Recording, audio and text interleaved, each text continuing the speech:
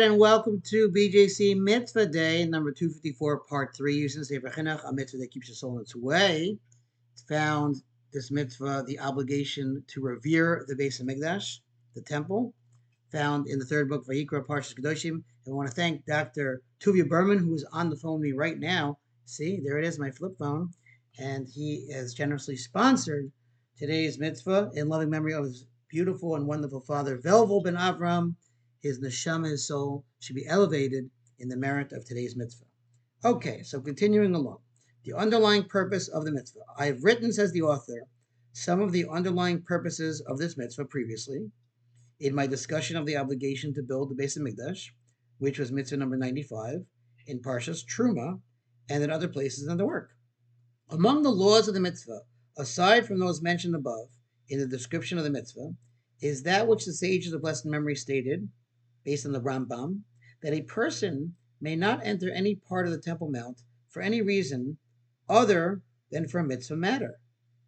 Additionally, anyone who completes a service in the Beis Hamikdash, in the temple, and is ready to leave, must walk backward so as not to show his back to the sanctuary, and must walk little by little, taking small steps so as not to appear eager to leave.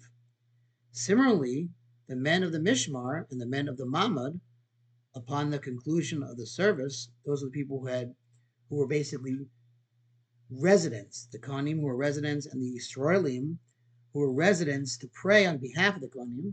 Like basically they alternated throughout the year, 24 groups, as well as the Levium, upon descending from their platform upon which they sang, would exit the Beis Hamikdash in this manner. And you should know many people do the same thing when it comes to synagogue. That has a respect for the ark in our modern day synagogues. They walk backwards so as to show respect. The Chinuch mentions several laws that apply even outside the Beis Hamikdash area.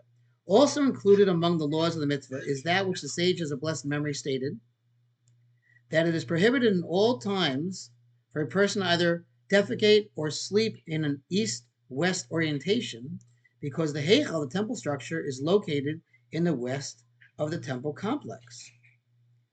It is also prohibited for a person to build a house in the form of the Heichal, or an entrance hall in the form of the Ulam, the temple antechamber, or a courtyard in the form of the temple courtyard.